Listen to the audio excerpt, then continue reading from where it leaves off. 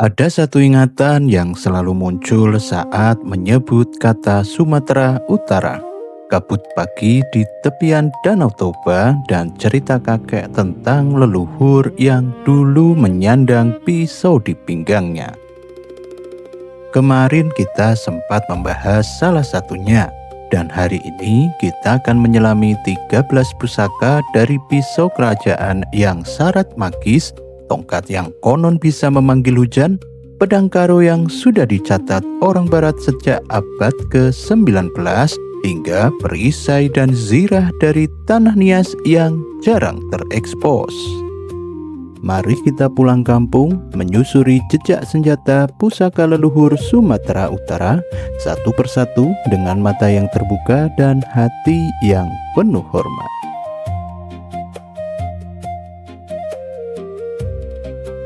Di ruang penyimpanan pusaka kerajaan Batak tersimpan sebilah pisau ramping berwarna hitam pekat. Panjangnya sekitar 60 cm.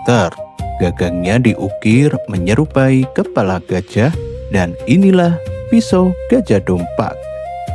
Dalam bahasa Batak, pisau berarti pisau, gajah berarti gajah, dan dompak berarti kewibawaan. Pisau ini bukan sembarang senjata rakyat.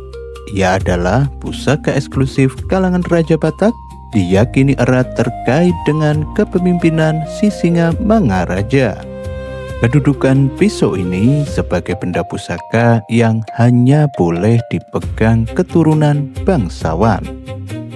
Pisau gajah dompak merupakan senjata spiritual yang dirancang tidak hanya untuk mempertahankan diri saja, melainkan fungsi utamanya adalah sebagai sebuah perantara doa kepada Sang Pencipta. Detail ukiran pada gagangnya melambangkan rantos, ketajaman berpikir yang diharapkan dimiliki seorang pemimpin. Sedangkan ukiran yang menyerupai gajah melambangkan sebuah kekuatan dan kebijaksanaan. Akan tetapi, tanah Batak tidak hanya mengenal pisau ini saja. Ada satu benda lain yang bahkan diyakini bisa berbicara dan memanggil hujan serta menjauhkan dari berbagai wabah penyakit. Di Museum Negeri Sumatera Utara berdiri sepasang tongkat kayu setinggi hampir 2 meter.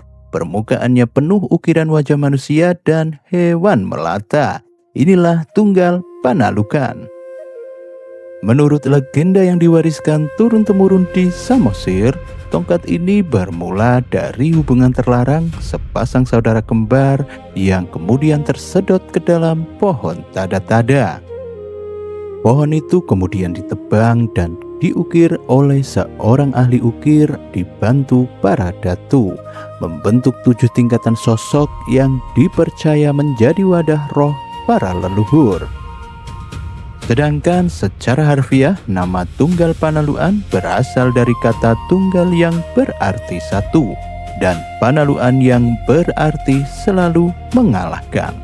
Detail pada ukiran Tunggal Panaluan juga melambangkan 3 kosmologi yang dipercaya masyarakat Batak. Tunggal Panaluan dipercaya mampu memanggil hujan, menyembuhkan penyakit, dan mengusir wabah. Begitulah yang dipercaya masyarakat. Dalam proses pembuatannya, tongkat ini penuh akan ritual. Sesaji dipersembahkan, upacara pangaruson pun digelar. Kemudian sang datuk pun melakukan laku spiritual.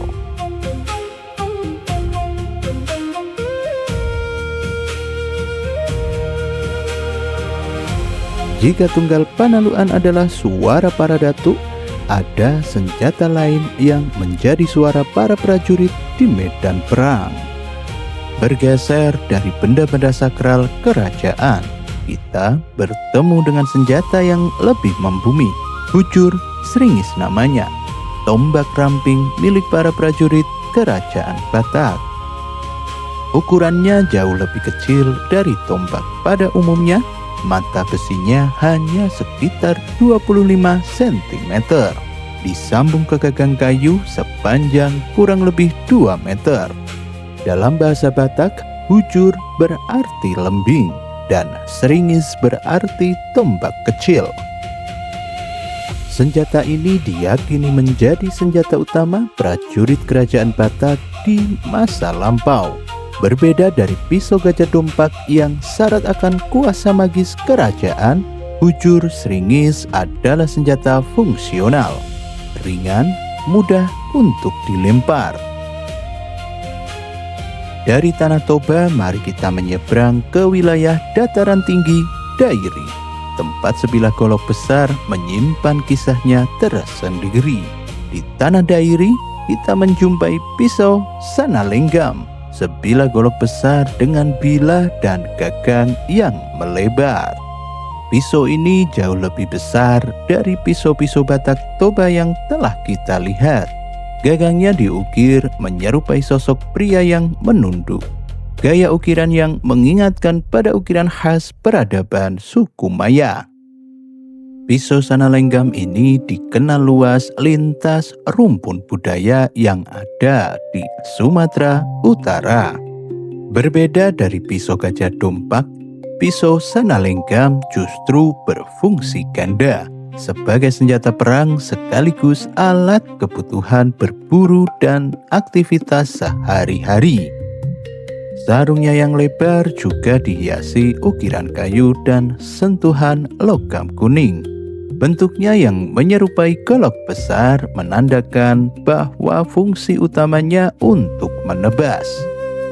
Dahulu, senjata ini menjadi bagian penting perlengkapan pria dewasa Dairi saat berburu maupun mempertahankan kampungnya.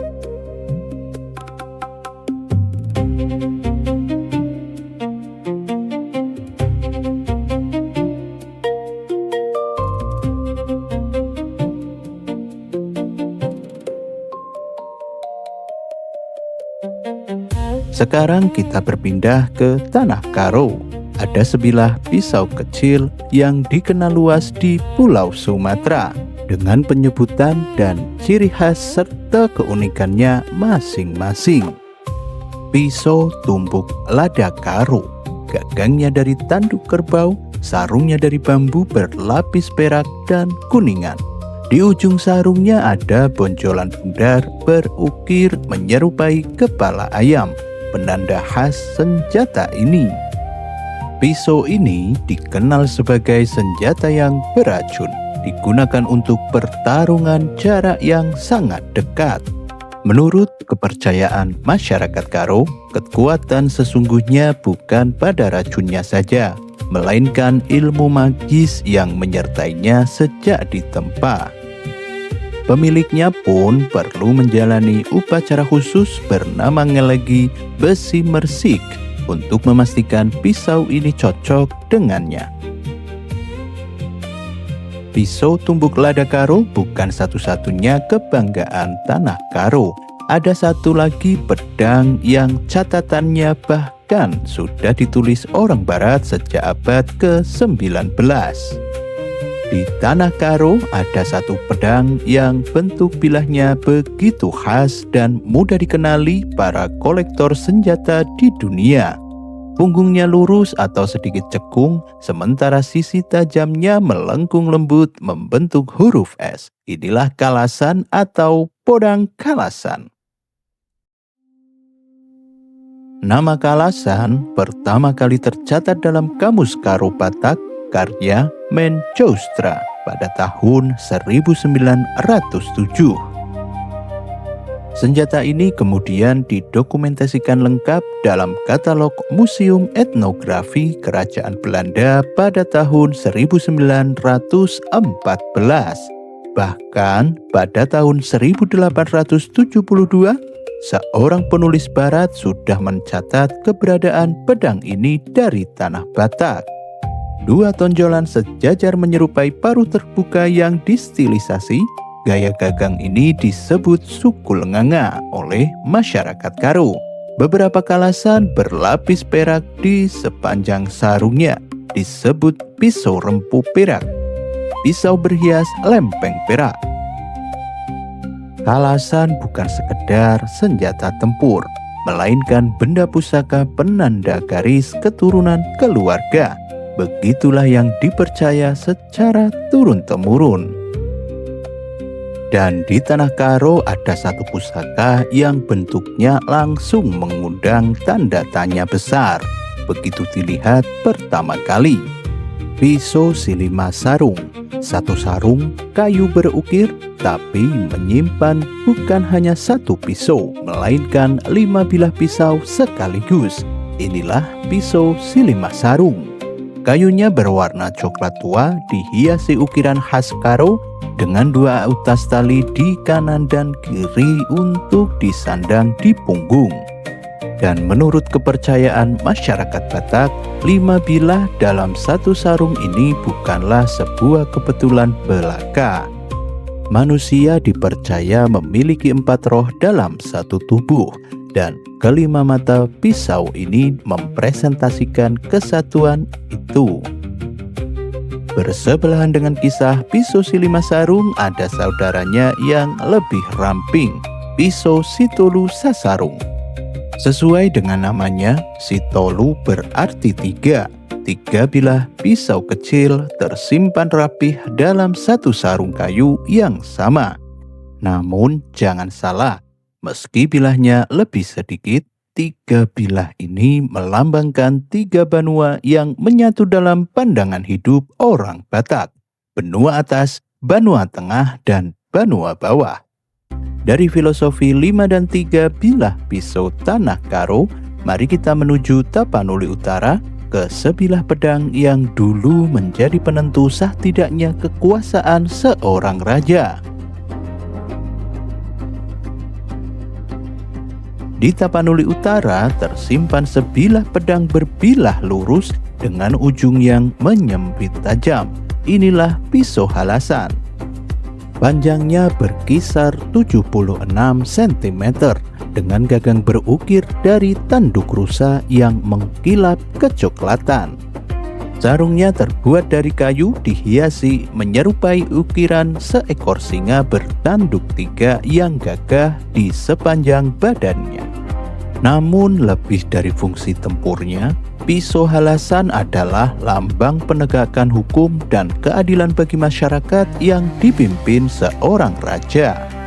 Sebagai pusaka kebesaran, pisau halasan dulu sering menyertai raja dalam berbagai upacara penting, menjadi penanda sah tidaknya sebuah kekuasaan. Dari pedang kebesaran Tanah Batak, perjalanan kita kini menyeberangi lautan menuju sebuah pulau dengan tradisi perang yang jauh berbeda, Nias. Sekarang kita menyeberang ke Nias, pulau lepas pantai barat Sumatera dengan tradisi perangnya tersendiri. Inilah Tologu. Panjangnya sekitar 60-an cm. Di dekat gagangnya bergantung sebuah bola kecil bernama ragu, dibuat dari taring binatang buas atau rotan. Tologu berasal dari kawasan Teluk Dalam, Nias Selatan, perlengkapan kepala suku untuk berperang maupun menjaga diri. Ujung pedangnya diukir dengan sosok Niohasana, dewa perang dalam kepercayaan Nias kuno. Ragu pada gagangnya bukan sekedar hiasan. Menurut kepercayaan masyarakat Nias, bola ini menyalurkan kekuatan magis ke tangan pemiliknya. Begitulah yang dipercaya turun-temurun. Tologu adalah jimat yang memberikan kekuatan, keberanian, dan kekebalan bagi kesatria Nias. Tologu menjadi bagian penting tari baluse dan tari perang, dipentaskan bersama tombak dan perisai. Tapi seorang prajurit Nias tak pernah maju perang hanya dengan pedang. Ia butuh senjata jarak jauh. Toho namanya, dalam bahasa Nias berarti tombak. Hadir dalam 2 wujud berbeda, inilah bulusa, tombak perang yang dengan mata besi berbentuk wajik. Gagangnya sepanjang 1,5 sampai 2 meter, cukup panjang untuk menjangkau musuh dari jarak aman. Selain Bulusa untuk berperang, ada pula Toho Sondrami yang mata tombaknya berbentuk kait untuk pemburu. Menurut catatan budaya Nias, tombak sejenis ini sudah digunakan sejak masa Raja Sirauwozi. Bentuk mata wajik dan Bulusa dirancang untuk akurasi lempar yang lebih baik dan menembus tubuh lawan dengan efektif. Catatan Warisan Budaya Tak Benda Nias tahun 2017 turut mendokumentasikan Bulusa sebagai kelengkapan perang leluhur yang diwariskan hingga kini. Gagang Bulusa milik prajurit biasa dibiarkan polos, sementara milik para si ulu diberi ornamen emas berpola belang harimau. Tombak untuk menyerang, pedang untuk menebas. Tapi ada satu benda lagi yang digunakan sebagai pertahanan diri di medan pertempuran. Inilah baluse, perisai yang menjadi kejutan dalam perjalanan kita. Jarang disorot meski sama pentingnya dengan pedang dan tombak. Bentuknya menyerupai sehelai daun pisang utuh, melebar di tengah, mengecil di ujung bawah. Baluse dibuat dari kayu keras yang dipahat dan diikat kawat agar tidak mudah hancur. Bobotnya sengaja dibuat ringan agar prajurit tetap lincah berlari dan melompat. Ukuran baluse pun tak seragam di seluruh Nias. Di Nias Utara, perisai ini dibuat lebih kecil dibanding wilayah lain. Perkembangannya sejalan dengan Tologu dan Toho, paket lengkap perlengkapan perang yang saling melengkapi.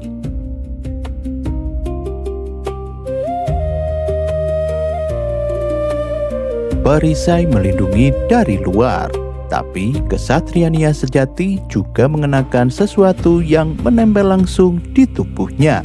Dan inilah dia baru Oroba, baju sirah tradisional Nias, kejutan terakhir perjalanan kita hari ini. Bentuknya seperti rompi, dirancang menutupi dada hingga pinggang prajurit. Versi paling awal dibuat dari 11 potongan kulit buaya yang disambung dengan teknik osumo. Bahan utamanya disebut oroba ulim buaya, kulit punggung buaya yang bersirip menjadi bagian utama di punggungnya. Oroba sioli versi kulit buaya asli ini sangat langka. Sebagian besar tersimpan di museum dalam dan luar negeri. Dari pisau kerajaan yang menyimpan kewibawaan hingga rompi kulit buaya yang menjadi tameng terakhir seorang prajurit Nias, Sumatera Utara menyimpan kekayaan pusaka yang jauh lebih dalam dari cerita permukaan. 13 pusaka, 2 rumpun budaya besar, 1 benang merah. Kehormatan. Banyak dari pusaka ini kini hanya tersisa di museum dan catatan penelitian yang belum banyak dibaca orang. Namun justru disitulah pentingnya kita terus menggali, mencatat, dan menuturkan kembali. Terima kasih sudah pulang kampung bersama kami hari ini. Sampai jumpa di penjelajahan pusaka Nusantara berikutnya.